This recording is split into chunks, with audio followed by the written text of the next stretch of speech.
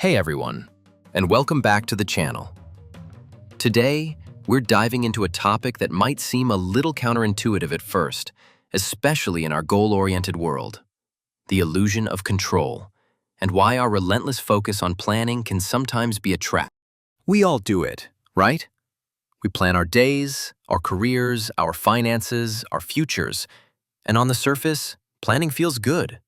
It gives us a sense of security, a roadmap, a feeling that we're in charge.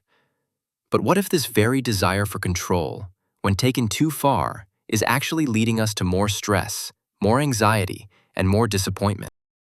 Let's be honest, there's a deep human desire to feel in control. We crave predictability. We want to believe that if we just plan enough, prepare enough, or strategize enough, we can dictate the outcomes of our lives. Think about it. We make to-do lists, set 5-year goals, map out every step of a project. And in many ways, this is beneficial. Planning helps us organize our thoughts, clarify our intentions, and take initial steps.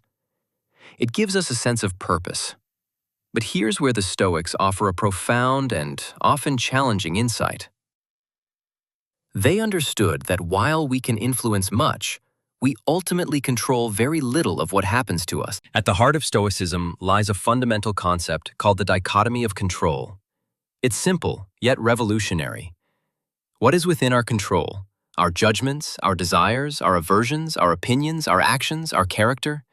Essentially, our internal world. What is not within our control? Everything else. Other people's opinions, the weather, the economy, traffic, illness, natural disasters, and most importantly for our topic today, the outcomes of our plans. We can meticulously plan a picnic, but we can't control the sudden rain shower. We can prepare flawlessly for a job interview, but we can't control if we get hired. We can budget every penny, but we can't control an unexpected car repair. Our planning is an action, something within our control. But the result of that planning? That's an external event, and thus, outside our sphere of true control. So, how does planning, this seemingly helpful tool, become a trap? Frustration and disappointment.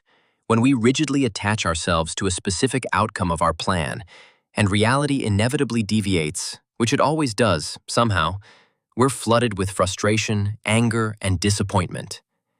We take it personally, as if the universe is conspiring against our perfect plan. Anxiety and stress. Obsessive planning can lead to constant worry about every conceivable what if. We become slaves to our schedules and expectations, rather than masters of our intentions. We're always living in the future, trying to predict and preempt, instead of engaging with the present. Loss of adaptability. Life is fluid. Rigid plans make us inflexible. When circumstances change, as they always do, our carefully constructed plans crumble, and we struggle to pivot. We might miss new opportunities because we're so fixated on the original path. Missing the present. When we're overly focused on executing a future plan, we often neglect to fully engage with and appreciate the present moment.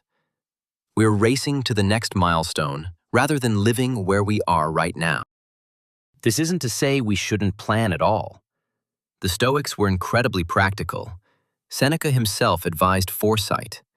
The key lies in how we relate to our plans. The Stoic approach shifts our focus from controlling outcomes to controlling our intentions and our effort. Plan diligently. Execute with detachment. Do your absolute best in the planning and execution stages. Put in the effort. Make wise decisions. But once you've done that, let go of the rigid attachment to the specific result. Premeditatio malorum, premeditation of adversity. This Stoic practice isn't about negative thinking. It's about mentally preparing for potential obstacles. Before you embark on a plan, briefly consider what could go wrong. How would you respond? This doesn't invite disaster. It builds resilience, so you're less shocked and better equipped when things don't go perfectly. Embrace flexibility. Hold plans loosely. Think of your plan as a guide, not a rigid chain. Be ready to pivot, adjust, and adapt.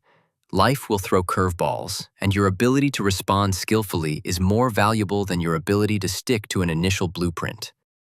Preferred indifference.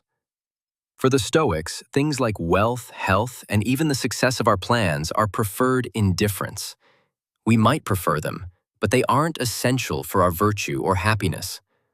Our virtue lies in our actions, our intentions, and how we respond to what happens, regardless of the outcome. So, how can you apply this today? Focus on your effort, not just the result. Celebrate the work you put in, the focus, the learning, regardless of whether the external outcome was exactly what you wanted. Build in contingency. When you plan, mentally or even physically account for things going differently, what's your plan B, or even plan C? Practice short bursts of negative visualization. Before a big event or project, take a moment to imagine it not going perfectly. How would you react calmly and rationally? This trains your mind for resilience. Journal your reactions. When a plan goes awry, instead of dwelling on frustration, journal about your reaction. How did you feel? How could you have applied Stoic principles? What could you control in that moment? Cultivate amor fati, love of fate. This is the ultimate Stoic acceptance.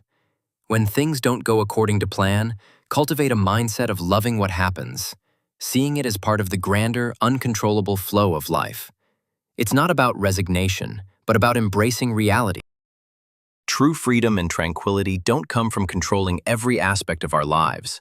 They come from understanding what we can genuinely control: our thoughts, our actions, our character, and gracefully letting go of the rest. Planning is a powerful tool for action, for setting a direction, but it's not a guarantee of outcome. Use it wisely, diligently, but never let it imprison you with rigid expectations. Find your peace in the effort, not in the external result. If this resonated with you, hit that like button, subscribe for more Stoic wisdom, and let me know in the comments. What's one area of your life where you're going to practice letting go of the illusion of control?